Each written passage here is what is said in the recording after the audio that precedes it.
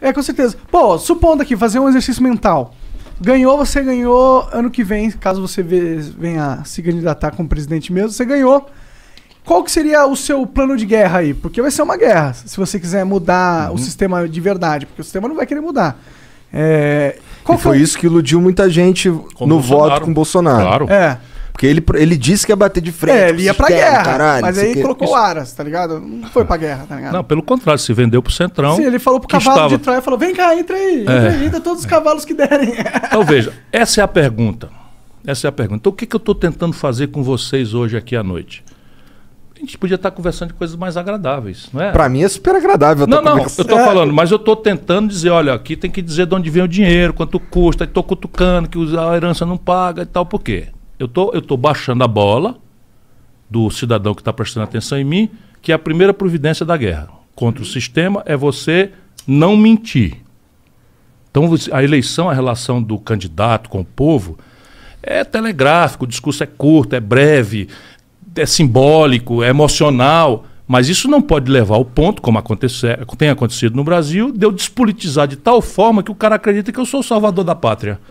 Sabe qual é o resultado? Eu sou um mentiroso e no dia seguinte ele vai tirar o apoio de mim no primeiro dia. O sistema vem para comer meu fígado e as pessoas que me deram poder vão estar se sentindo traídas porque eu menti. Tá aí o Bolsonaro. Exatamente. Só não caiu ainda porque comprou o Centrão e está garantindo a custa de bilhões de reais, saiu hoje na Folha, 20 bilhões de reais de orçamento paralelo, clandestino, que é simplesmente 2/3 de tudo que está sendo gasto no Brasil. Estão sendo distribuídos pelos deputados desse tipo de coisa, roubando um terço, a metade.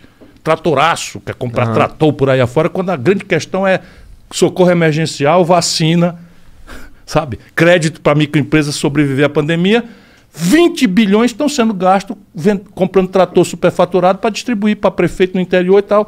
É tipo um mensalão onde o Exatamente Bolsonaro a mesma coisa. Não tem como se fuder, porque o ônus de se fuder foi em quem fraudou a licitação de trator. Pronto. Mas o Bolsonaro sabia que esse tanto de verba seria usado para isso. Tá sabendo porque ele era desse baixo clero. É tudo coleguinha dele. Pode crer. Tudo coleguinha dele, 28 anos. Eu fui contemporâneo dele.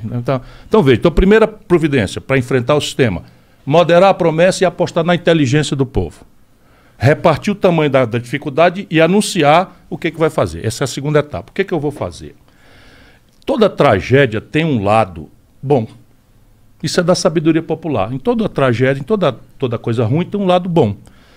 Qual é a tragédia brasileira? A quebradeira geral atingiu o coração do Pacto Federativo. Opa, que diabo é isso? É assim. Opa, gostei dessa, vai lá. União Federal, estados e municípios. Então, por exemplo, na saúde, o município faz a atenção básica, o estado faz a atenção hospitalar, e a União faz o financiamento, o regramento, etc., a imunização, blá, blá, blá. Então, esse Pacto Federativo brasileiro está um caos. Tem 23 estados brasileiros dos 27 quebrados. Quebrado significa aí a saúde que não está funcionando, a educação que não está... Está aqui em São Paulo, greve de 120 dias de professor, o Ceará paga um salário maior do que o professor de São Paulo. O que não quer dizer que é o salário que os professores merecem. Por favor, não me entendam mal, mas nós pagamos, sendo o estado mais pobre, mais do que São Paulo. São Paulo faz 8 anos que não dá reajuste aos policiais militares. E por isso está aqui com a água no pescoço para quebrar. O Rio já quebrou, Minas Gerais já quebrou, Rio Grande do Sul já quebrou, Rio Grande do Norte já quebrou e por aí 23 estados. Então esse é o tamanho da tragédia. Aqui está a semente da virada. Qual é? Eu, em vez de negociar com os deputados em Brasília, trancado em gabinete sem o povo assistir, eu entre a eleição e a posse descanso 2 dias, né? E vou trocar um redesenho do Pacto Federativo. Vou restaurar, na prática, concretamente, vou restaurar a condição dos municípios e dos estados poderem investir e qualificar, que estão estrangulados por conta de uma coisa que eles não sabiam como manejar, dívida. Aí eu já calculei, de novo, vamos lá, chato pra cacete, mas você está me perguntando como. Porra, não tem nada de chato nisso, detalhe. E eu vou insultar os candidatos que vão para dizer, não vai nenhum passar na lambança. E eu vou, e aí, como é que vai fazer? Aqui eu vou propor isso aqui, ó, vou aumentar o tributo sobre heranças para 29%. A alíquota do imposto de renda para os grandes vai ser 35%. Eu vou arrecadar 70 bilhões cortando 20% das renúncias fiscais que vocês entregaram aí de gente que não devolve nada para o Estado, nem para a população, nem nada, e 300, você acertou, 10 Bolsa Família. Eu vou cortar 30%, ou 25%, ou 20%, vamos lá. Por que não cortar tudo disso? Tirar? Porque muitas vezes é um incentivo para gerar um emprego. Quando tem correspondência, por exemplo. Eu sei muito disso porque o Ceará tem, por exemplo, é sede da Grendene. A Grendene é uma empresa de calçados que transformou o Ceará no principal exportador de calçados do Brasil. O Ceará não é sede da matéria-prima, que os calçados da Grendene, por regra, são petroquímica. O Ceará não tem uma gota. E não é sede do mercado consumidor. Então é produzido lá, mas vendido fora. E a matéria-prima vem de fora. Como é que ele vai lá para o Sobral, minha cidade? Eles empregam 30 mil conterrâneos meus. Porra, gente pra caralho. Muita gente. Então como é que eles foram fazer o que lá? Eu tenho que compensar que lá não é a matéria-prima e tenho que compensar que lá não é a sede, porque eles vão gastar mais com frete para trazer a matéria-prima, com frete para levar a matéria. E eu tenho a ferramenta da renúncia fiscal como um mecanismo de fazer. Mas tem uma correspondência. O cearense sabe que esse imposto aí foi trocado por emprego. Entendi. Percebe? Aí você, qual é a cidade que tem o melhor IDEB do Brasil, melhor educação pública do Brasil? Vai no Google, Sobral. Por quê? Porque a grana da Grendene, do Estado, eu dispensei, mas a do município eu não dispensei.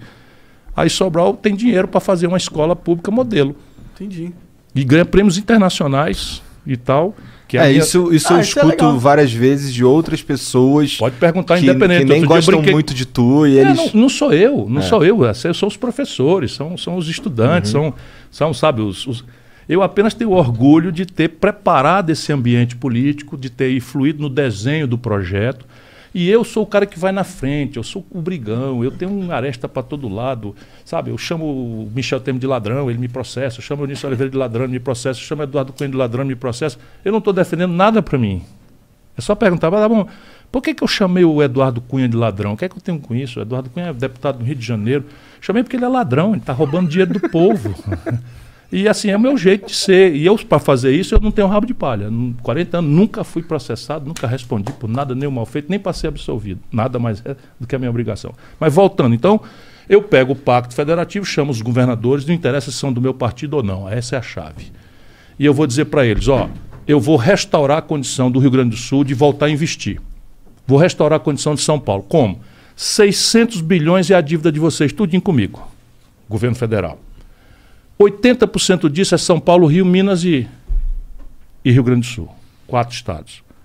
8 vezes 6, 14. Então, assim, 400 não, como é?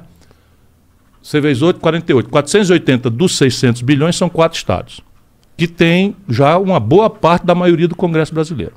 Os outros são só 200, que tem mais da metade do Congresso. Então eu vou chamar os outros para começar, que são os mais pobres, os menores, os pequenos. Vou dizer, vamos lá, vamos mudar o Brasil? Vamos, tá aqui, eu reestruturo a dívida, não vou dispensar, vou reestruturar a dívida. Vocês iam pagar para mim R$1 bilhão esse ano, vamos pagar só 100 milhões. Os 900 milhões vocês vão investir dentro de um projeto que nós vamos discutir a prioridade. A prioridade para mim é educação. Mas eu topo se você quiser fazer saúde. Mas eu não topo se você quiser fazer fonte luminosa. Aí eu não topo. É uma coisa de planejamento partilhado. Eu não vou impor, mas vou dar uma linha de prioridade para ter coerência. Saneamento básico, topo. Moradia popular, topo também. Por quê? Porque eu resolvo quatro assuntos de uma só cajadada. O emprego. E resolvo o problema de saúde, né? Do saneamento básico na porta do cidadão, do aluguel, do papel da casa, das periferias todas. Ninguém tem o papel da casa, não pode ser cidadão, não pode tomar um empréstimo, não pode dar garantia. Tudo isso coisa que eu já fiz. Funciona. Né? Funciona para valer. Né? Eu digo, eu quero ter uma chance porque eu sou treinado. Eu estou me apresentando. Por favor, não pense que é autoelogio, não. Mas né, o cara tem que se exibir um pouquinho. Mas esses 900 milhões aí... Aí pronto, aí vira o quê? Vira uma dívida do Estado com outro prazo. Ele vai continuar devendo, só que com outro prazo. E esse milhão agora, em vez de ir para a União Federal, vai ficar com ele. E não vai fazer uma falta imediata para a União? Vai. Aí eu tenho que dizer como é que eu vou resolver o problema da falta para a União. Aí o que eu vou fazer? Pego 300 bilhões, 340 bilhões, 330 bilhões de renúncia fiscal, corto 25%. Aí eu pego o tributo sobre heranças, que é de 4%, eu vou fazer uma escala. Eu pego o ITR, vou falar baixinho aqui para eles não ficarem muito zangados comigo. Sabe o que é o ITR? Não. Imposto Territorial Rural, que é o IPTU do campo.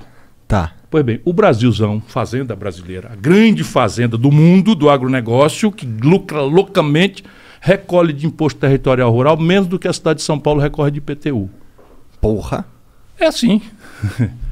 Então esses caras não vão dizer, olha, o cara agora vai querer cobrar imposto, cara. Eu estava descendo hoje de Campos do Jordão, ali pertinho de Pindamonhangaba, onde eu nasci, Taubaté e tal, não sei o que e tal, o gado ali. Onde é que já se viu criação extensiva de gado dentro da cidade? Sabe, dentro da cidade é para você ter uma estrutura de produção de coisa de valor agregado alto que se distribui ali, que é verdura, é cenoura, é beterraba, percebe? Só é assim porque... E é o que eu pretendo fazer? Não vai ser o governo federal, vai ser para os municípios. Então vai ser, a ITR vai mudar. E agora quem faz a planta de valores de São Paulo, da cidade de São Paulo, ou de Pindamonhangaba, ou de Taubaté, vai fazer a planta de valores da base rural. Simples assim. Hoje é algo federal. Federal, que não faz nada. Isso depois de 30 anos de governo de esquerda. Isso é um negócio de doido. A mentira da goela, a mistificação, a empulhação no Brasil é um ponto político. Então vamos lá. Depois você tem a tributação sobre o imposto de renda das pessoas jurídicas e físicas no lucros e dividendos. Isso é o seguinte, se a empresa faturar e reinvestir, isso é muito bom para a comunidade. É. Sim. Muito bom para a comunidade, então não tem que ter imposto. Mas se o dono, pessoa física, tira da empresa esse lucro e dividendo, é ou não é razoável que ele pague imposto de renda? É razoável. E o mundo inteiro... Não, o mundo inteiro, para não dizer o mundo inteiro, só o Brasil e a Estônia não cobram. A Estônia é um pequeno país do leste da Europa. E de tanto eu falar aqui, está repercutindo lá. E o debate abriu no Congresso da Estônia para resolver. Sério? Sério. Só que eu já cobrei esse imposto aqui, Monark. Eu já cobrei. Eu era ministro da Fazenda do Itamar, eu cobrei. Aí, de repente, a dita esquerda de Goela revogou e nunca mais. Eu outro dia estava num coisa com o presidente de um grande banco, fica quase devassada a privacidade do cara, porque só são três. Eu estava conversando com ele, desculpa, eu não sou inimigo de ninguém, pelo contrário, vai ver o que eu fiz de estimular empresas no Ceará. Eu chamo o Ceará porque é um lugar onde as pessoas podem conferir, esse cara é tão bom assim, é um mentiroso, é mais um picareta, é mais um demagogo. Eu acho que todo mundo devia ser desconfiado da população, do político. E procurar. Hoje tem o Google, cara. Hoje é bem mais fácil. Na minha época não tinha Google, você imagina. Hoje tem o Google. O cara disse que a escola do Ceará agora tem cota para rico. Sabia? Cota para rico? Cota para rico. Então, como é que é? Uma cota ao contrário? É, uma cota ao contrário. Por quê? Porque nós começamos a escola de tempo integral, profissionalizante, com aquele estágio remunerado, profissões altissimamente modernas e tal. E como a gente não podia fazer para todo mundo ao mesmo tempo, começamos a dar uma prioridade, que é a nossa lógica. É o seguinte, só pode entrar nessa escola, que é um prédio espetacular, e tem tela de cristal líquido em algumas, e tem laboratório de ponta, e tem tudo. Uma escola, se procurar a melhor escola de São Paulo, e compara. Vai no Google, quem estiver desconfiando. Né? No sertão do Ceará, então nos lugares mais pobres, nós metemos lá, e com a condição, só pode entrar nela quem vem da escola pública. Que era uma forma de dar prioridade ao pobre. Ah, legal. Aí o Ministério Público foi dizer, isso está errado, é inconstitucional. A escola pública tem que ser de acesso a todos. Aí nós ficamos ali e tal, tá bom. Mas vamos dar prioridade para os pobres? Vamos. Então vamos fazer um termo de ajuste de conduta, que é um TAC, feito com o Ministério Público, que deu uma cota para rico. Quanto que é a cota de rico? 20%. Entendi. Ah, legal. Porra, eu acho isso incrível, porque se a gente for falar do ensino superior no Brasil... É um desastre, dá vontade de chorar. A maioria dos caras que estudam nas melhores universidades públicas são os ricos. Né? E a maioria dos que estão inadimplentes com fiéis são os pobres. É uma contradição terrível. Depois de 6 governos ditos de esquerda no Brasil. Não é que esquerda seja ruim, não. Eu sou uma pessoa de formação de centro-esquerda. O que eu estou dizendo é que aquilo que se apresenta de esquerda no Brasil é mentira. O lulopetismo não tem nada na prática de esquerda. Vamos pegar assim, saúde. Qual é a grande questão popular na saúde? É a atenção básica, onde resolve 80% dos problemas. A prevenção. Então, diabetes, hipertensão. Se você fizer a prevenção no posto de saúde, agora chama unidade básica de saúde, né, você não vai ter o pé diabético lá na frente. Eu também fui secretário de saúde. Para treinar, né? Então, treinar mesmo. Tal. Então, repare. Então, na atenção básica, como é que está funcionando? Primeiro, falta médico. Grande problema. Por quê? Porque a formação médica no Brasil foi terceirizada.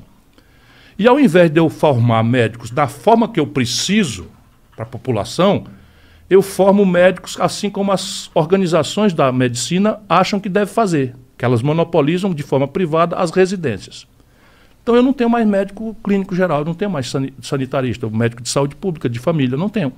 É porque esses também são os médicos que ganham menos, né? Muito menos. Então, mas aí, solução petista. Vamos mudar a formação. Traz de Cuba. Traz de Cuba.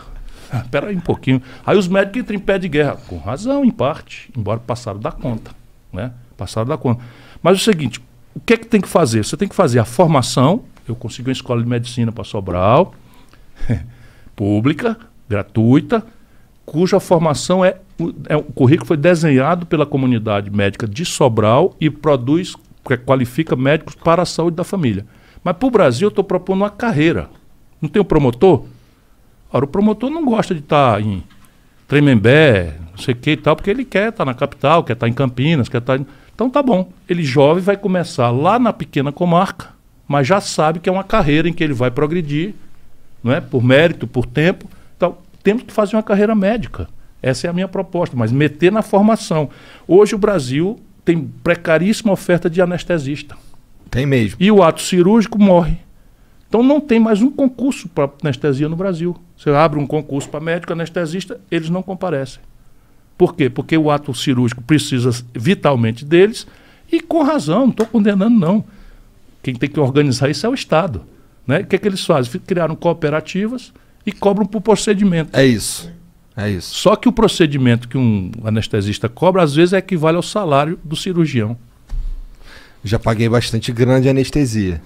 Sim, mas eles estão errados? Não, quem está errado é quem organiza a paróquia. Percebe? É porque não tem um projeto. Vamos lá. Enfrentamento das drogas. Qual é a política? O mundo inteiro está perplexo.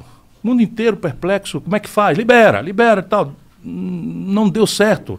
Falando em droga mais pesada, naturalmente. Tranca, guerra contra a droga. Foi uma tragédia. E aqui adotamos a política de guerra contra a droga por influência norte-americana, pura e simples, do governo do Lula. Minimamente tinha que ter o debate.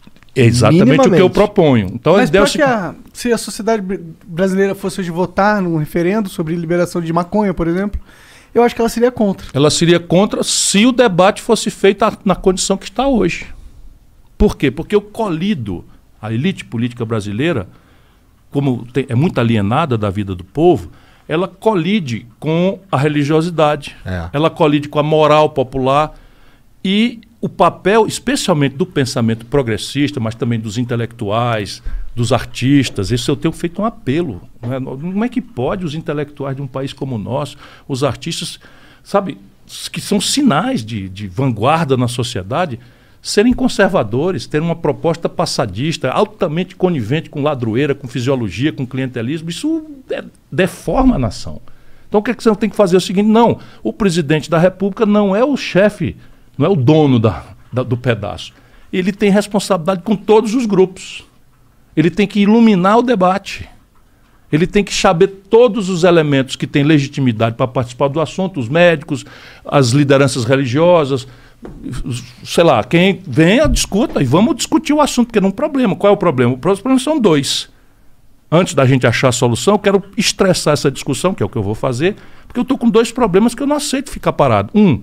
A matança de jovens pobres negros nas favelas. Uma mulher grávida. Morreram 600 mulheres no Rio, 15 grávidas. Isso Rio de Janeiro. Que é isso? Nós vamos fazer de conta que não está acontecendo. Sabe quantas pessoas foram assassinadas no Brasil? 57 mil em 12 meses. Morreu mais gente no Brasil assassinada do que na guerra civil da Síria. Então esse assunto vai ter que vir para a minha mesa, não vai ficar só por tabu, por moralismo, por seja o que diabo for. Vem para a minha mesa, não vai ter mais isso aqui. Essa solução não presta. A segunda razão é a população carcerária, Monark. Quando essa brincadeira começou com Lula, nós tínhamos 300 mil pessoas presas. Hoje nós temos 800 mil pessoas presas e 250 mil mandados de prisão para serem executados. E viraram universidade do crime. E no mesmo período, facções criminosas e milícias começaram a surgir no Brasil ante nenhuma atitude.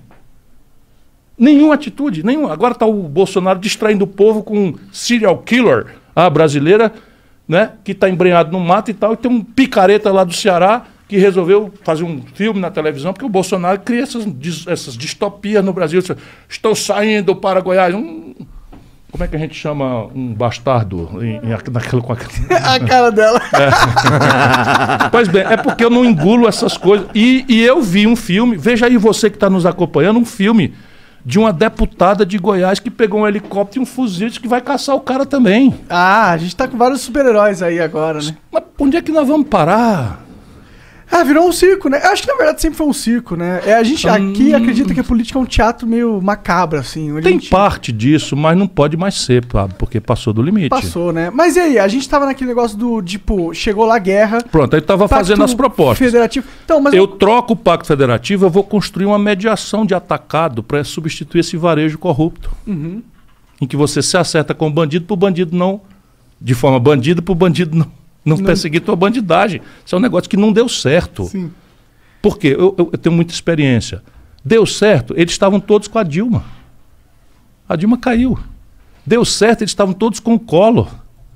O Collor caiu. Deu certo com o Lula, que estavam todos com o Lula. Ou o senhor Roberto Jefferson teve o Correio. O Valdemar Costa Neto estava no DENIT.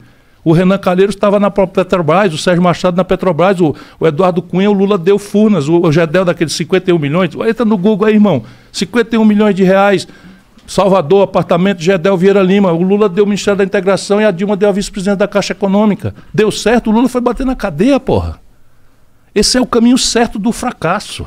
Com certeza. Nem funciona para o país, que está aí em Pandarecos, e nem funciona para os caras.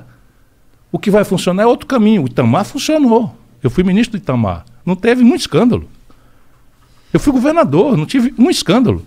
E os que eu tive, eu fiz o quê? Afastei o cara, mandei apurar. Num caso, o cara era culpado, problema do delegado de polícia. No outro, era ele inocente, voltou e disse, olha, ele foi agredido. A política tem muita calúnia e tal. Sim. Então, veja, consertar o Pacto Federativo em troca de uma refundação do Pacto Constitucional Brasileiro, da reforma do país. São 3 assuntos. O financiamento, que é a questão fiscal, a reforma política, né, e a questão da Previdência.